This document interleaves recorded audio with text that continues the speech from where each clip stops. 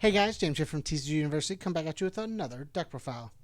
Today I'm going to be showing you Edward and Ein.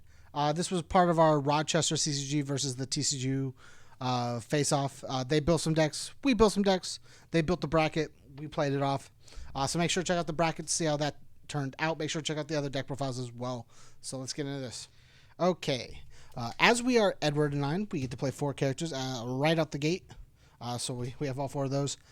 Edward and Ein is a 6-hand size, 26 vitality character. We are playing our deck under order today. Its first static is before the game starts. You grab the other 3 copies and you put them out. And then E, your turn. You can add 1 attached character to your hand. Then your opponent discards 1 card. And then depending on what the card is, if it is a non-attack card, you draw a card or commit one of your opponent's cards. It's super good. Downing 1 card in your opponent's hand size is super strong. To make sure we don't get destroyed by like Pure Heart, we are playing 2 Water Freezes though. Water Freezes say form commit. Cards cannot leave your discard pile or staging area due to effects for the rest of the turn. Your deck's flash attack gate safe for the rest of the turn as well. This card will probably, I guess I don't remember if it has order. I know under Void specifically, this card gets replaced by the new Valdo card. What? No. So this is going to be your order. This is going to be your order target. But if you do play Edward and Ein, since it does also have the Void symbol, there's a new Void card coming out with Valdo that also does the same thing, but it flips instead. So you don't have to worry about committing a card for that card. So you get to protect your foundations and not commit 1 foundation. You just get to flip it. So that's pretty good. Because we are playing, since we start out with 4 characters, we are playing 4 Rose Mystique. Rose Mystique is a 6/6 that says discard momentum. Your opponent discards 1 card for each character in your staging area. If you have the 1 momentum, you have 4 characters. You make your opponent discard 4, and if they have 5 cards in hand, you can even make them discard 1 more by using Edward and Ein. Meaning you can just drop their entire hand and just destroy them with the attacks in your hand. Enhance, you can seal one of your opponent's foundations as well, so if they have an option to draw, you can just get rid of it. Deals a bunch of damage, sets you up nicely for a kill. For auto momentum game, we have 2 fatality. On play, it can remove stuff from your opponent's discard pile, and then after it resolves, it goes to momentum. It's also a free use of Edward and Ein to make sure our opponent doesn't use anything from their hand. We can ditch 1 with Edward and Ein, remove, play your next attack, ditch another one with Edward and Ein, and they drop 2 cards before they're able to play a single one. So that's pretty good as well. Because we do start out with 4, we got 4 Resurrect the Evil. It's a 2/5, 3 low block. Respond, commit. After your opponent's ready step, commit 1 card in your opponent's staging area with a difficulty, printed difficulty of X or less. X is equal to the number of characters in your staging area. So when you start out the game, you can commit up to a difficulty of 4 or less. This is really good because it just kind of like slows down your opponent. If you somehow build 2 of these on turn 1, your opponent goes, they build like 3 or 4, then you go, and then you build your couple or attack or whatever, and then on their turn you tap down 2 of their cards, and then now they're starting their turn with 2 foundations. They're basically behind, and then like if you for whatever reason get 4 of these out, you basically tap down half a person's staging area, since most people only build the 10 anyways, which is just crazy good, just leaving your opponent with 6 foundations. We got 1 Albion. Commit, we can add 1 of our characters to our hand and then change the zone of an attack to mid.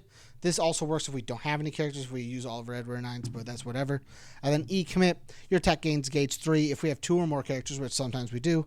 Your next attack gets -2 difficulty and +2 damage, meaning our gauge attacks will hit harder, and we'll be able to gauge if they deal damage.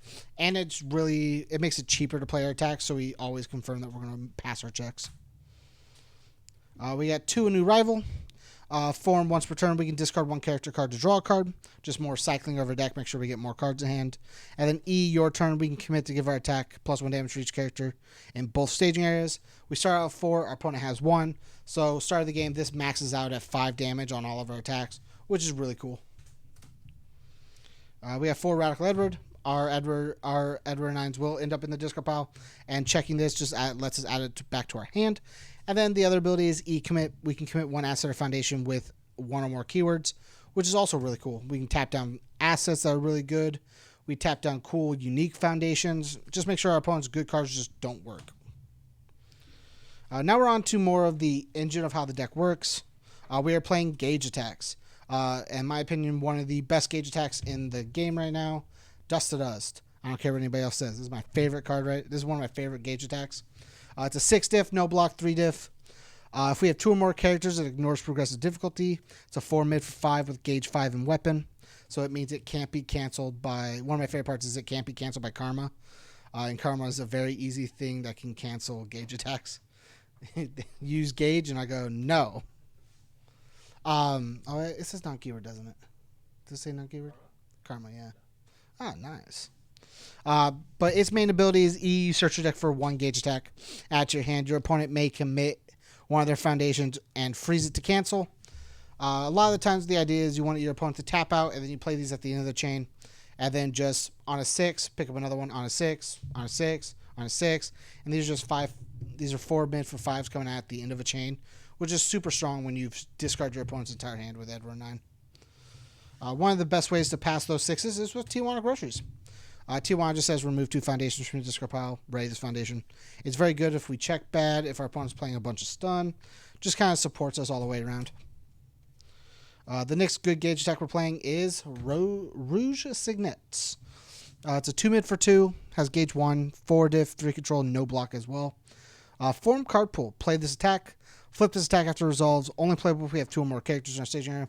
We already start out with 4, so it's very easy to use. E, this attack gets +1 damage for each character in our staging area. So it starts out as a 2/6 that we can play twice, basically for free. Then it just flips itself. It just means we have 2 chances to try and gauge 1, so we can use Edward 9, ditch it with one of our cards. Do you want me to deal 1 damage so I can get my other character back, or do you want to block it? They waste their blocks, and then you do cool things with like Dust for Dust and other things. One of our better attacks is Lightning Torture, also a non-block. It's a 4 diff, 3 control, 2 mid for 4 with gauge 4 and throw. If there are at least 2 characters in either your staging area or your waiting room to combined or separate, you get to give 3 damage to this, which just almost auto works for his gauge attack. As long as you start with 2, you'll always have more. This is a 7 damage attack that deals half and engages me a character. So you just drop your characters, do cool stuff, swing, get them back. Super cool. To search out more gauge attacks, we have the Leader of the Saintly Beast, 3 diff, 2 high blocks, super solid card. You can discard momentum to shuffle readied foundations of your opponents back into their deck, and then Form Destroy. You can reveal the top 5 cards of your deck and add 1 character or gauge attack reveal this way to your hand. Just increasing our hand size and getting us more attacks to kill our opponent.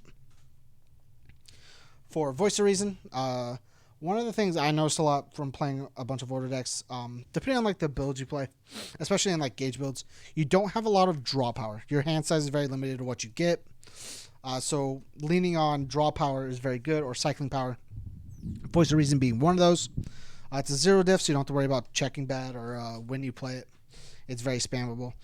Enhance, once per turn, both players discard 1 card, draw 1 card. This gets rid of foundations in your hand to try and replace them with better cards. If you draw non-blocks, you want to get a block. This works extremely well with Edward 9, so we can drop them and try to gauge later. It just does everything we really want it to do.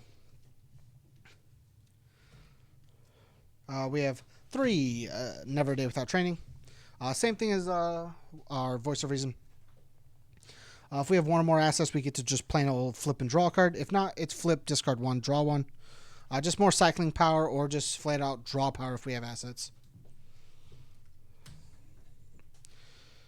2, Passing the Torch. Passing the Torch says commit, draw 1 card. If we have no hand, draw 2. Super, super strong card. 1, Hacker Extraordinaire. If we hit in the face for 5 or more, we get to get a free momentum. And then we can discard momentum to draw a card and flip one of our opponent's assets. Play while committed. Being able to pop one of our opponent's assets is very, very good. And it's not even like destroy where they can get it back. It's flip it. So it's just kind of just out of the game unless they have some good card that can counter with it.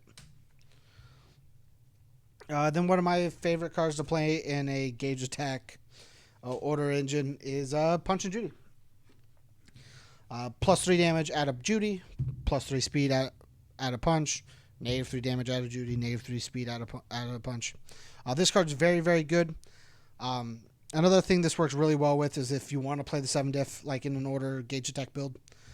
These count towards the counter, so you can play the 7 diff very, very easily. They're also very solid low and high blocks. 1 Flambear. 1 speed across all your high, mids, and lows.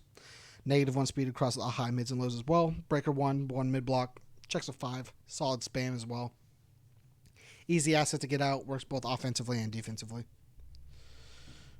We got 1 Last of His Kind. Pay life to make sure your opponent's attacks deal less damage. At Desperation and Deadlock, we also give damage. It's a unique foundation. Has a nice low block. Kind of a solid one of. 3 Fei for neg speed. Just flip and -3 speed. It's a spam. Has a nice solid low block. And then last card, 3 Manifestation. If it's committed due to a stun ability or the cost of our ability, our opponent commits 1. It's a 1/6 with a solid 2 high block. Just all around, just kind of deters our opponent from playing stun. Thanks again for checking out the profile, guys. If you liked this Edward and 9 deck, let us know down below. Make sure to check out the other profiles and the other matches that go along with these from the Campus Championship for Rochester TCG versus the TCG boys. Make sure to check that out. Make sure to support us on TCG at Patreon at TCG University at patreon.com/TCG University. Make sure if you hit us up at the $1 level, you get access to our Discord where you can talk to us through there. You can talk to everyone out there as well. Join the community, have fun, all the cool stuff.